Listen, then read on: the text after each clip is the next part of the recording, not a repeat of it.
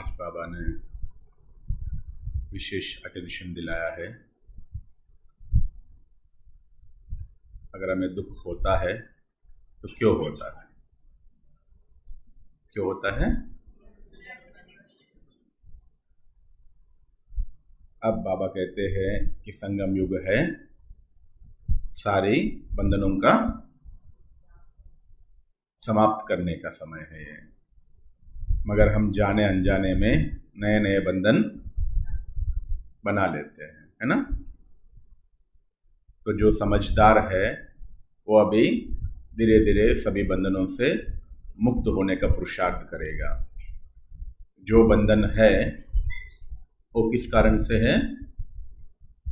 जो भी बंधन है, आप परिवार में हो, जो भी परिवार का रेस्पॉन्सिबिलिटी से या परिवार की जिम्मेवारी या जो भी बंधन है वो किस कारण से है? हिसाब किताब के कारण से है।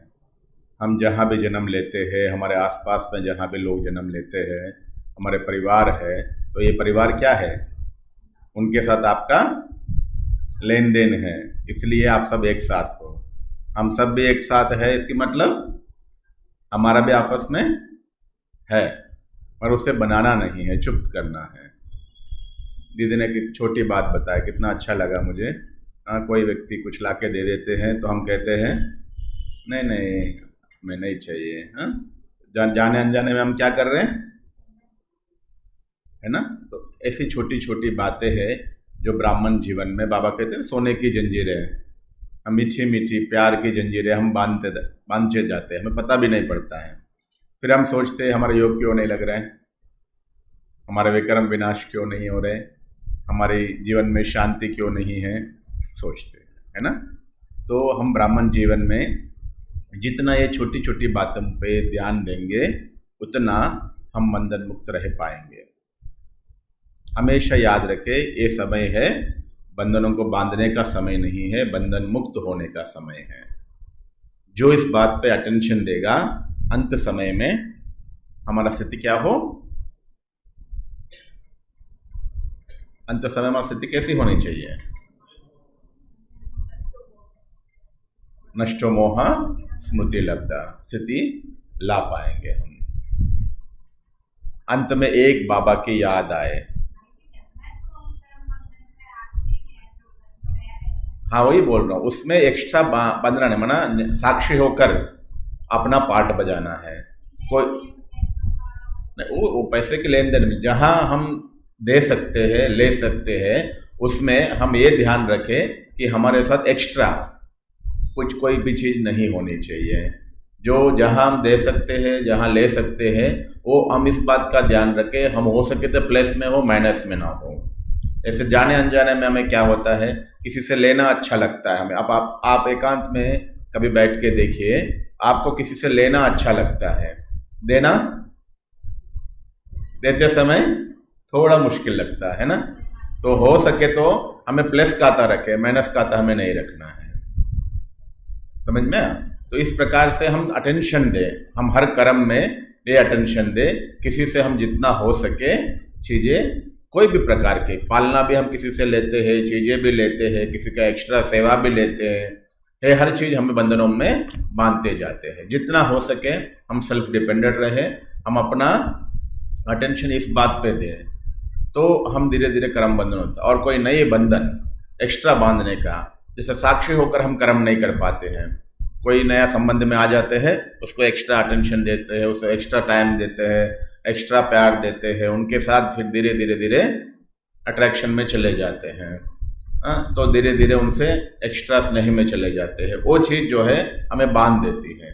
हमें सब कर्म भी करना है, सबसे प्यार भी रखना है, मगर न्यारा भी रहना है।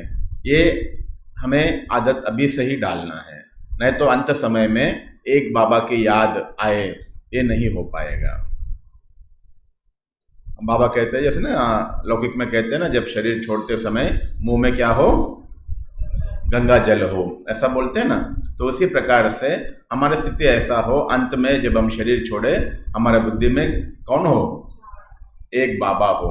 इस बात का हमें अटेंशन देना है। कोई देहदारी या कोई वस्तु तो हमें खींच तो नहीं रहा है।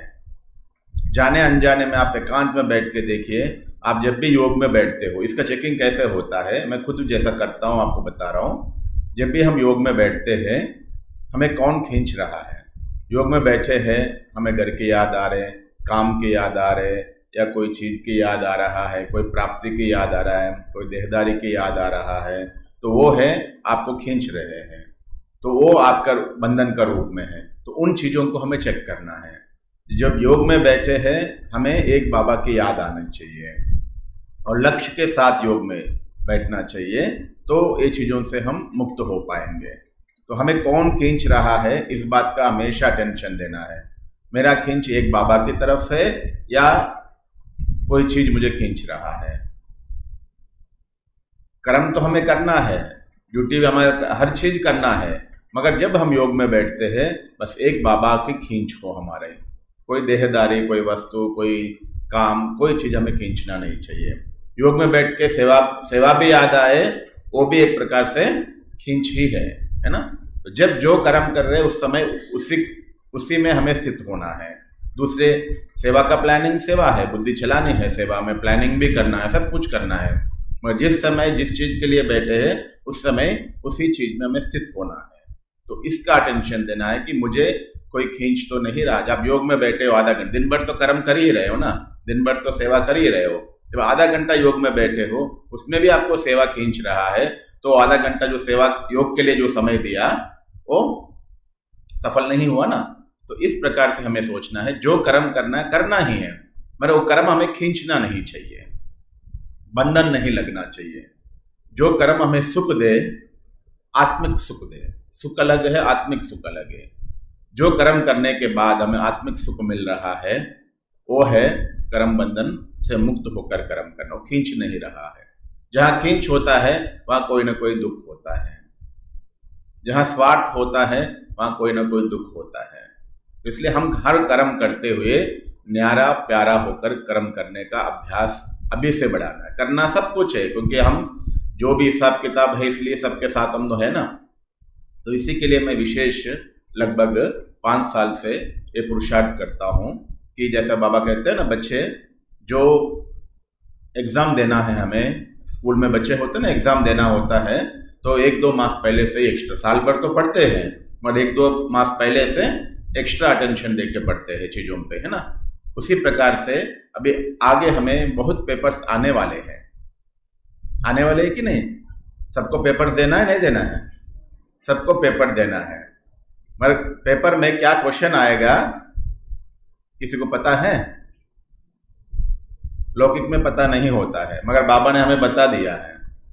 बाबा ने बताया नहीं बताया कौन कौन सा पेपर आने वाले हैं? बता दिया है। उसमें मेन पेपर्स मैं आपको बताता हूँ।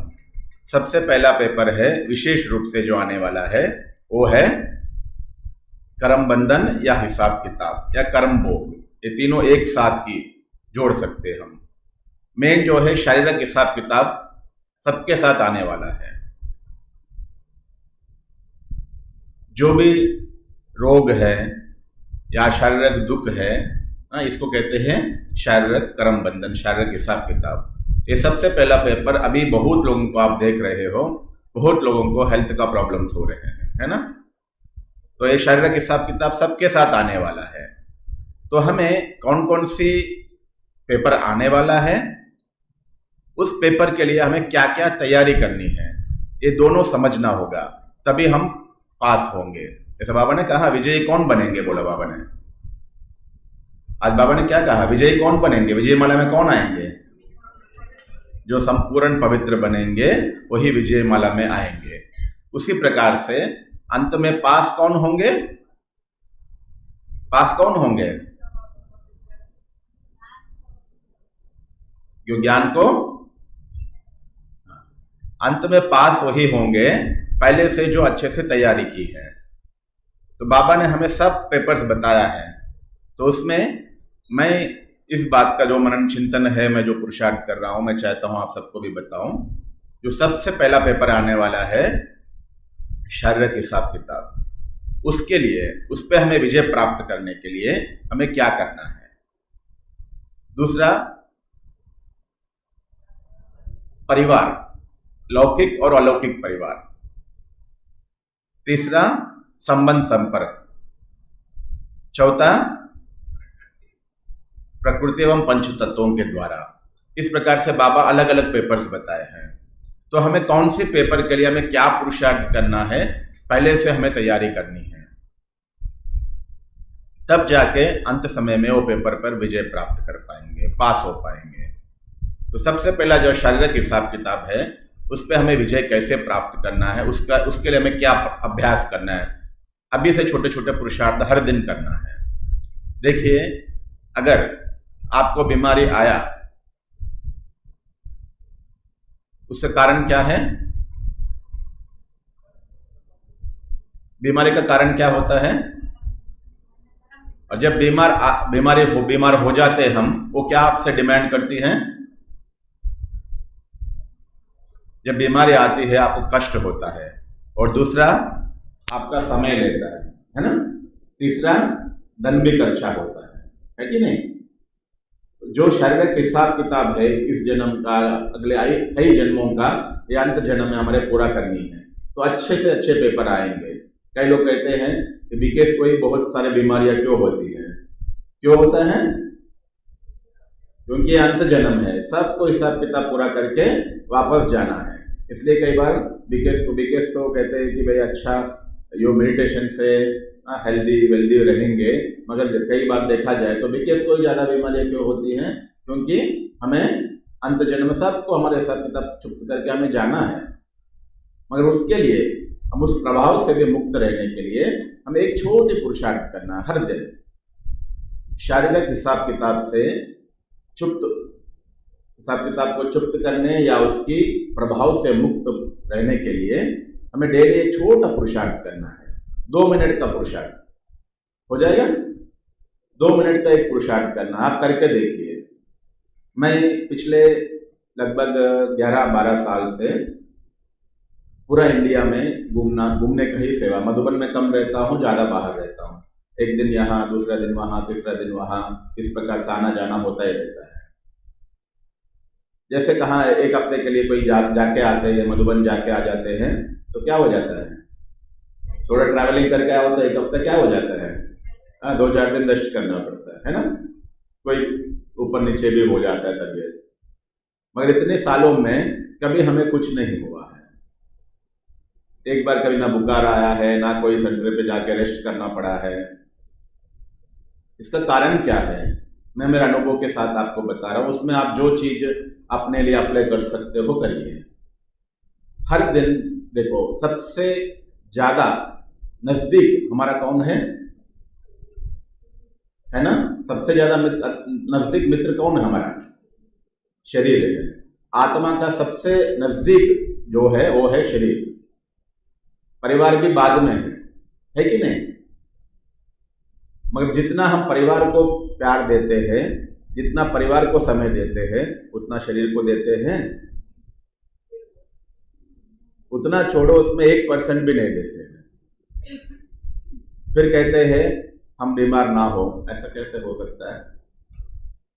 जो व्यक्ति सुबह से शाम तक आपका खूब सेवा किया, 2-4 घंटा या 5-6 घंटा सेवा किया, आपको कुछ आपके घर का काम है, पूरा मदद किया, और शाम को जाते समय आप उनको क्या कहेंगे? उनको कुछ खिलाएंगे पिलाएंगे और दिल से थैंक यू बोलेंगे, यार आप आए हो इसलिए मेरा काम हुआ, नहीं तो मेरा काम कुछ नहीं होता। बोलते कि नहीं? दिल से उनको क्या कहते हैं? थैंक यू बोलते हैं, दिल से उन्हें दुआ भी देते हैं। उसी प्रकार से सुबह से लेकर रात तक ये शरीर हमारा हर प्रकार से साथ दे रहा है, हमारे हर इच्छा पूरा कर रहा है। उसको हम दिल से कभी थैंक यू कहते हैं? हर एक अपने आप से चेक करो। दिन में एक बार भी जो 24 घंटा आपको हर प्रकार से आपकी हर इच्छा पूरा कर रहा है, आत्मा की हर इच्छा पूरा कर रहा है, हर प्रकार का ध्यान रख रहा है आपकी, उसको हम एक बार भी दिल से धन्यवाद करते हैं? फिर सोचते हैं कि हमारा शरीर अच्छा हो। आप जो व्यक्ति को आप दिन भर आपकी सेवा कर रहा है, जाते समय हाँ हाँ ठीक है ओके बोल के भेज दिया, तो वो क्या सोचेगा? यार इतना भी नहीं, थैंक यू भी नहीं बोला, जाते समय चाय भी नहीं पूछा, जाते समय टोली भी नहीं खिलाया, सोचेगा कि नहीं सोचेगा? फिर अगले बार के लिए क्या सोचेगा, यार दोबारा बुलाओ तो मुझे नहीं जाना है, सोचेगा कि नहीं। तो इसी प्रकार से जो शरीर हमें 24 घंटा हमारा साथ दे रहा है उसको हम दिल से थैंक यू भी नहीं करते हैं, फिर सोचते हैं शरीर हमें साथ नहीं देता है। तो मैंने ये अनुभव किया है, अगर शारीरिक हिसाब किताब से हमें मुक्त रहना है तो डेली 2 मिनट, हो सके तो 5 मिनट शरीर को सकाश दे। जो सबसे पहला पेपर है शारीरिक हिसाब किताब से मुक्त होने के लिए, हमें डेली शरीर को 5 मिनट सकाश देना है। ये पक्का लक्ष्य रखो। दिल से थैंक यू बोलने के लिए कितना टाइम लगता है? 1 सेकंड ना। दिल से किसी का आभार करते हो, किसी को थैंक यू करते हो, थैंक यू बोलते हो, गले लगते हो, शाबाशी करते हो, है ना। उसी प्रकार से 30 सेकंड के लिए, 1 मिनट के लिए शरीर को दिल से थैंक यू बोलो और 5 मिनट सकाश दो। बस अगर ये 2 चीज करेंगे तो देखना बहुत शारीरिक हिसाब किताब से हम मुक्त रह पाएंगे। बाबा से एक है दिल से अपने आप को, जैसे आप किसी के गले लगते हो ना, किसी को आप नजदीक वाला व्यक्ति होता है, आते हैं, अरे वाह इतना दिन के बाद मिला, गले मिलते हैं, हाँ बहुत अच्छा लगा आपको मिलके, बोलते हैं कि नहीं बोलते हैं। उसी प्रकार से हम शरीर को दिल से सूक्ष्म रूप में गले लगाए, थैंक यू बोले। 10-15 सेकंड के लिए गले लगते, कितना समय, आधा घंटा लग गले लगते हैं क्या? 10-15 सेकंड के लिए, है ना। तो उसी प्रकार से सूक्ष्म रूप में शरीर को दिल से गले लगकर थैंक यू बोलो। भले छोटी पुरुषार्थ है, कोई हंसने, कई बार मैं कई जगह क्लासेस में बोलता हूं तो हंसते ऐसे भी होता है, मगर आप ऐसा करके देखो, आप स्वस्थ रहेंगे। एक है। दूसरा, बाबा से किरणें लेके 2 से 3 मिनट के लिए बाबा से सर्वशक्तिमान शिव बाबा से सर्वशक्तियां लो, मैं आत्मा मास्टर सर्वशक्तिवान पूरे शरीर को शक्तियां दे रही हूं।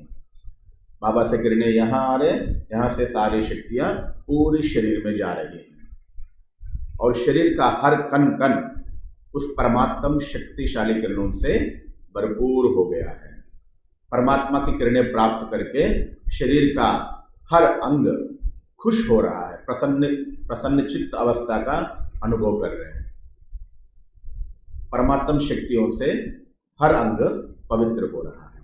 बस ये 3-4 संकल्प 5 मिनट के लिए इस स्वरूप में स्थित हो जाओ। बाबा से किरणें आ रहे हैं और ये शक्तिशाली किरणें हर अंग को मिल रहे हैं और हर अंग शक्तिशाली और प्रसन्न हो रहे हैं और हर अंग पवित्र हो रहा है। मैं संपूर्ण निरोगी हूं।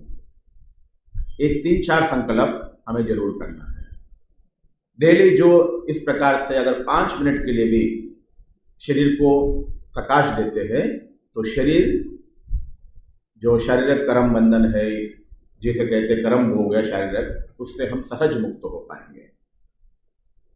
एक है थैंक यू करना, दूसरा सकाश देना, 2 बात हो गया। तीसरा,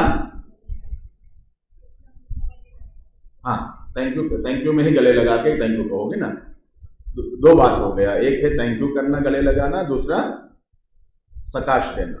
तीसरा, हमें उसे जो चाहिए वो देना है। शारीरिक हिसाब किताब से आपको मुक्त रहना है, उसको जो चाहिए वो दो, आपको जो चाहिए वो नहीं। आप कभी भी एकांत में बैठ के देखिए, आप शरीर को वो खिलाते हो, आपको जो चाहिए वो खिलाते हो, उसको जो चाहिए कभी नहीं खिलाते हो आप। अगर खिलाया तो 10% उसको जो चाहिए खिला रहे हो, 90% आपको जो चाहिए आप खा रहे हो, उसको कुछ खिला नहीं रहे हो। शरीर को क्या चाहिए? जैसे होता है ना, आपको जिससे प्यार होता है उस व्यक्ति को आप क्या चीज खिलाएंगे? जैसे मैं यहां आया, बिंदु दीदी को पता है कि फलाना चीज मुझे पसंद है, तो दीदी क्या कोशिश करेगी? मुझे वो चीज खिलाए जो मुझे पसंद है ना। उसी प्रकार से, हाँ वही तो बता रहा हूं, वही तो सब, वो अपने आप को समझने का, शरीर को क्या चाहिए। ये जो चीजें टेस्टी चीजें चाहिए वो जीभ को चाहिए, शरीर को नहीं चाहिए। शरीर जीने के लिए जो चीज चाहिए वो है नेचुरल चीजें। ये शरीर नेचुरल है, प्राकृतिक है। जितना आप प्राकृतिक चीजें दोगे शरीर को, उतना शरीर स्वस्थ रहेगा और खुश रहेगा। आप कभी समझ लेना, एकांत में बैठ के तो आपको महसूस होगा। आप प्लेट भर के सभी प्रकार का फ्रूट्स दीजिए, फ्रूट्स खाइए, देखिए शरीर अंदर अंदर कितना खुश अनुभव करता है। आप 4 परोठा, घी का परोठा, मक्खन का परोठा खिलाइए, मसालेदार परोठा खिलाइए, और जीभ खुश हो रहा है, शरीर खुश नहीं हो रहा है। कभी भी एकांत में बैठ, इस अवस्था को हमें अनुभव करना है, तब जाके हम स्वस्थ रहेंगे। स्वस्थ ऐसे नहीं रह पाएंगे हम केवल योग करने से स्वस्थ रहेंगे, नहीं। योग एक आधार है, थैंक यू करना, सकाश देना अच्छी बात है, मगर साथ साथ में तीसरी बात जो अटेंशन देना है वो है, ये शरीर प्राकृतिक है तो उसे प्राकृतिक चीज ज्यादा दो। मैंने ये अनुभव किया है, हम जितना शरीर को प्राकृतिक चीज ज्यादा देंगे उतना वो स्वस्थ रहेगा। हमें जाने अनजाने में हम 3 टाइम क्या खाते हैं, जहाँ जैसे पंजाब में सुबह सुबह सभी प्रकार के परोठा मक्खन लगा के जरूर खाते हैं नाश्ते में, दोपहर में चलो रोटी सब्जी, और शाम को भी रोटी सब्जी, है ना। तो तीनों टाइम हम क्या खा रहे हैं, तीनों टाइम पका हुआ भोजन ही खा रहे हैं, प्राकृतिक भोजन दे ही नहीं रहे हैं। प्राकृतिक भोजन क्या है, फ्रूट्स है, सलाड है, अंकुरित है, ये 3 चीजें सहज रूप में जो प्राकृतिक चीज में मिल रहे हैं, हम उसे 0% दे रहे हैं और कह रहे हैं इस पे जो शरीर रूपी प्रकृति है तुम खुश रहो, अच्छे रहो। कैसे रहेगा भाई, आप प्राकृतिक चीज दे ही नहीं रहे उसको, बोल रहे हो आप खुश रहो, अच्छे रहो, कैसे रहेगा। हर एक को अपने आप को चेक करना है कि हमें प्राकृतिक चीज देने की कोशिश करो। आप चलो अक्सर सुबह सुबह यहाँ पराठा खाने के बिना तो कोई रह नहीं पाएंगे, अलग बात है, जरूर खाइए, मगर साथ में थोड़ा अंकुरित खाइए। जो अंकुरित होता है ना, तो उसमें लाइफ फोर्स एनर्जी होता है। जो अंकुरित होकर ऊपर आता है ना, तो उसमें जीव शक्ति बोलते हैं उसको, तो जीव शक्ति होता है, वो आपको एक्स्ट्रा शक्ति देगा। आप जो पराठा जो भी खा रहे हो, आलू परोठा या गोभी परोठा, जो भी परोठा खा रहे हैं, वो उसमें लाइफ फोर्स एनर्जी नहीं है। एनर्जी है, लाइफ फोर्स एनर्जी नहीं है। शरीर को क्या चाहिए, हाँ 50 से ऊपर वाले बॉइल करके खाना है, 50 से ऊपर वाले बॉइल करके खाना है, 50 से नीचे वाले ऐसे खा सकते हैं। या जो ज़्यादा कोई कामकाज नहीं करते हैं वो बॉइल करके खाए। जो बाहर जाते हैं, काम करते हैं, खूब अपना घर में भी सब काम करते हैं, वो लोग सीधा खा सकते हैं जी। हाँ, बाप दे सकते हैं, वो स्टीम मतलब बाप ही है ना, बाप दे के खा सकते हैं। तो इसलिए सुबह नाश्ते से पहले 1 कटोरा अंकुरित खा के आप जो नाश्ता करना है कर लो। युक्ति रचो, जब हम रोटी के परोठा के बिना रह ही नहीं सकते हैं, तो आप आधा पेट उससे भरो, आधा पेट इससे भरो। तो आधा उसको शरीर को जो चाहिए वो दे रहे हो ना, आधा आपको जो चाहिए आप खाओ। ऐसे ही दोपहर में खाने से पहले सलाद खाओ, समझ में। ऐसे रात में भोजन चलो रात को करते हैं तो शाम के टाइम पे थोड़ा सा फल ले लो। 3 चीजें हमें शरीर में जाना चाहिए। हम अक्सर क्या करते हैं, पका हुआ भोजन जिसमें कहते हैं कार्बोहाइड्रेट्स, प्रोटीन्स, शरीर को हम ज़्यादा देते हैं, और जो नेचुरल चीज़ें मिनरल्स से, विटामिन से, वो कम देते हैं। इस कारण से आप जहाँ भी जाओ डॉक्टर्स क्या कहते हैं, ये विटामिन की कमी है, ये विटामिन की कमी है, इसलिए बीमार हुआ बोलते हैं ना। उसका कारण यही, हम पका हुआ जब भोजन ज़्यादा खाते हैं उसमें कार्बोहाइड्रेट्स ज़्यादा होते हैं, मगर नेचुरल मिनरल्स विटामिन नहीं होते हैं। तो नेचुरल मिनरल्स विटामिन हमें फ्रूट्स से, ड्राई फ्रूट्स से, सब्जियों से, इससे मिलते हैं। तो इसलिए हमें भोजन को इस प्रकार से करें। अभी से लक्ष्य रखो, 50% मुझे नेचुरल भोजन खाना है, 50% पका हुआ भोजन खाना है। अगर इतना भी ध्यान रखेंगे ना तो हम हेल्दी रहेंगे। आप आधा इसका सुनो, आधा इसका सुनो, तो आप हेल्दी रहोगे। पूरा इसका सुनना चाहिए, चलो पूरा तो सुन नहीं पाएंगे, कर नहीं पाएंगे। जो पूरा इसका सुनते हैं वो कभी बीमार नहीं पड़ेंगे। जो 50% बीमारियों से रहेंगे, 50% उसको खिलाओ, 50% आपका सुनो, तो 100% तो बीमारी तो नहीं रहेगी। छोटी युक्ति है, हम जीवन में चाहते हैं हम स्वस्थ रहे, मगर स्वस्थ रहने के लिए कुछ करते नहीं है। हाँ, उसी को गलत आदत पड़ी है तो फिर गलत बीमारियां भी तो आएंगे ना, ठीक है ना। तो हमें इस प्रकार की हिसाब किताब नहीं झेलना है, तो 3 बातें करो, शरीर को थैंक यू करो और सकाश दो, और तीसरा नेचुरल चीजें ज्यादा दो। जैसे हमें पूरा शरीर को चाहिए होता है, विटामिन चाहिए होता है, मिनरल्स चाहिए होता है, कार्बोहाइड्रेट चाहिए होता है, प्रोटीन्स चाहिए होता है, फाइबर चाहिए होता है। तो ये सारी चीजें हमें मिलना चाहिए, इसका हमें ज्ञान होना चाहिए। हम जो खाना खाते हैं उसमें ज्यादा हमें कार्बोहाइड्रेट्स मिलते हैं, फाइबर नहीं मिलता। फाइबर किससे मिलेगा? जो कच्चा सब्जियां खाते हैं ना, उससे फाइबर मिलेगा। और ऐसे ही प्रोटीन्स, विटामिन्स जो है वो हमें जो सुबह ड्राई फ्रूट्स मुरली से आने के पहले भिगा हुआ ड्राई फ्रूट्स खाने की कोशिश करिए, उससे आपको शरीर के हर प्रकार से विटामिन्स मिलेगा। ऐसे मिनरल्स जो है हर प्रकार से जो आप फ्रूट्स खाते हो शाम को थोड़ा सा, उससे मिलेगा। इस प्रकार से ये 5 चीजों का बैलेंस रखो, विटामिन्स, प्रोटीन, फाइबर, कार्बोहाइड्रेट्स, ये सभी चीजों को बैलेंस रखेंगे तो हम स्वस्थ रहेंगे, कोई चीज शरीर में कमी नहीं रहेगा। इसलिए शारीरिक हिसाब किताब से मुक्त करने के लिए ये करना है। उसी प्रकार से जो हमें हिसाब किताब आने वाला है वो है परिवार, लौकिक और अलौकिक परिवार से हिसाब किताब आने वाला है। तो उसे मुक्त रहने के लिए डेली 5 मिनट, जैसे 5 मिनट शरीर को सकाश दिया, वैसे ही 5 मिनट आप सभी आत्मा, जो भी आपके संबंध संपर्क में आत्माएं हैं, आपके परिवार और आपके संबंध संपर्क की आत्माओं को सकाश दो।